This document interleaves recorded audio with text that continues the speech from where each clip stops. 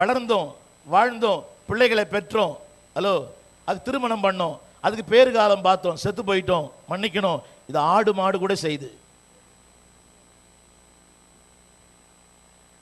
இல்லை விஷயம் என்ன, நான் பண்ணலாம் அவனே பண்ணிப்பான். தான் அது கூட புரிய மாட்டேங்குது. ஐயோ, என் பிள்ளைய பெற்றேன், நான் வளர்த்தேன், நான் சோறு போட்டேன், அவனை பேரு காலம் பார்த்தேன், அதெல்லாம் வேஸ்ட்டு. ஆண்டவருக்காக என்ன செய்கிறோமோ அது மட்டும் தான் நிற்கும். நான் சின்ன காரியம் சொல்றேன், யாருக்காக நீங்க பாடுபட்டீங்களோ அவங்களாலே நீங்க பாடுபடுத்தப்படுறீங்க. உண்மையா பொய்யா? யாருக்காக பாடுபட்டீங்களோ அந்த பாடுகளை கொஞ்சம் ஆண்டவருக்காக பட்டிருந்தீங்கன்னா உங்க லெவல் இன்னைக்கு எங்கேயோ போயிட்டு இருக்கும். சத்தமா சொல்லுங்க. நேற்று தான் படித்தேன், நீ யாருக்காக கண்ணீர் சிந்தாதே, உன்னை கண்ணீர் சிந்த வைக்கிறவன் உன்னை ஒரு கால் நேசிப்பதில்லை. தமிழ் புரியுதா? நீ யாருக்காகவும், ஏன்னா உன்னை கண்ணீர் சிந்த வைக்கிறவன் உன்னை ஒரு காலம் நேசிக்கிறவனா இருக்க மாட்டான். அது பிள்ளையா இருந்தா கூட. புரியுதா உங்களுக்கு? இந்த உலகமே ஒரு போலியான உலகம், போலியான உறவு. நல்லா இருந்தீங்கன்னா நீங்க டார்லிங், பல்லு போச்சு ஆண்டி. புரியுதா? எல்லாமே உலகம். தந்தாவ ரத்தான், தராவிட்டா செத்தான். புரியுதா? இருந்தா நீங்க மம்மி, இல்லைன்னா நீங்க டம்மி.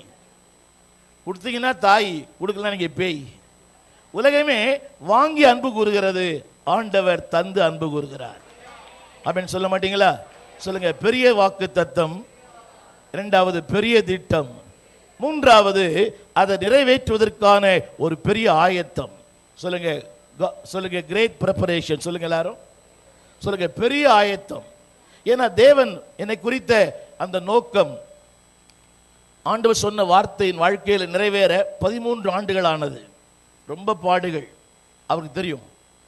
அதிகமான போராட்டம், குடும்பத்தால் போராட்டம், பல இடங்களில் பல நிலைகளில் போராட்டம். அப்போ யோசிப்பேன், இதே வார்த்தையை இங்கே ஒரு அம்மா சொன்னாங்க பார்த்தீங்களா, அதே வார்த்தையை சகோதரர் டிஜிஎஸ் அவர்கள் என்னோடு பேசி எனக்கு சொன்னாங்க. மோர் தென் 20 minutes எனக்காக ஜெபித்தார். அன்றைக்கு எல்லாவற்றையும் அவர் சொன்னார். அவர் சொன்ன இடம் விபி ஹால். இடம் ஞாபகம் இருக்கிறது. நடுராத்திரி 1 மணிக்கு மேலே தான் அவர் சொல்றார் அந்த வார்த்தையை. தனியாக ஜெபிக்கும் போது அந்த ரெண்டுமே ஒரே வார்த்தை தான். நம்புவதற்கு வாய்ப்பே இல்லை. பாடுகள், போராட்டம், அடிப்படை தேவையில்லை. அப்படிப்பட்ட நிலையிலே எனக்கு ஒன்று தெரியும், ஆண்டவர் ஒரு பெரிய ஆயத்தத்தை எனக்காக வைத்திருக்கிறார். சொல்லுங்க, பெரிய ஆயத்தம். சொல்லுங்க எல்லாம், சொல்லுங்க, என்ன ஆயத்தம் பண்றாருன்னு சொல்லுங்க எல்லாரும். பாடுகள் மூலமாக, போராட்டங்கள் மூலமாக, பிரச்சனையின் மூலமாக, இல்லாமையின் மூலமாக. நன்றாக கவனிக்கணும். உலகத்துல பாடம் சொல்லி கொடுத்து பரீட்சை வைக்கிறாங்க, இயேசுநாதர் பரீட்சை வச்சு பாடம் சொல்லி கொடுக்கிறாரு. தமிழ் புரியுதா?